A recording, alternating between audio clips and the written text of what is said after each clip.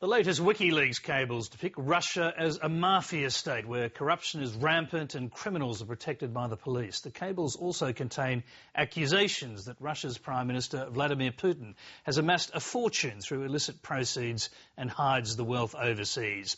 But as the revelations continue, so too does the backlash against WikiLeaks. And tonight, Sweden's highest court has refused permission to WikiLeaks founder Julian Assange to appeal against an arrest order issued over alleged sexual crimes. Peter Lloyd reports. What kind of Russia does Vladimir Putin preside over? A Spanish mafia-busting judge, Jose Gonzalez, quoted in a US diplomatic cable, paints a picture of astonishing corruption. The judge claims that Russia has become a virtual mafia state, so that one can't differentiate between the activities of the government and organised crime groups. And the strategy is to use OC, or organised crime groups, to do whatever the government of Russia can't acceptably do as a government. The judge describes as accurate the thesis of the poisoned spy Alexander Litvinenko of links between Russian intelligence and the mafia. It's all slander, said Prime Minister Putin during a CNN Larry King interview, where he suggested there was an anti-Russian conspiracy afoot. Some experts believe that somebody is deceiving WikiLeaks, their reputation being undermined, to use them for their own political purposes later on. That's one of the possibilities there, and that's the opinion of the experts. The WikiLeaks founder is coming under increasing pressure.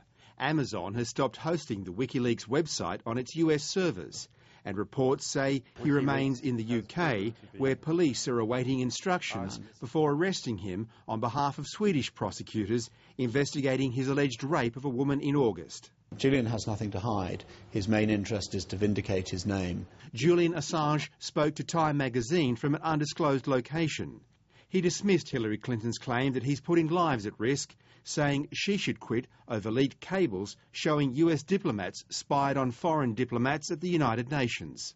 She should resign if it can be shown that she was responsible for ordering US diplomatic figures to engage in espionage activities at the United Nations.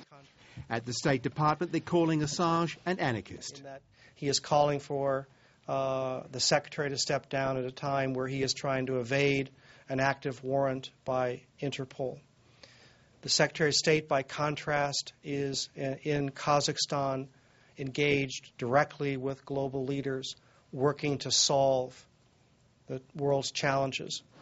Here, the federal police are still trying to work out if any Australian laws have been broken by the Australian-born whistleblower. I have been receiving briefings, and we have a whole process to go through, all of this information. I mean, millions of pieces of information, and assess the implications for us. So we'll work through that. I absolutely condemn the placement of this information on the WikiLeaks website. It's a grossly irresponsible thing to do and an illegal thing to do. The White House has set up a special panel to assess the damage and find new ways to protect America's secrets. Peter Lloyd, Late Line.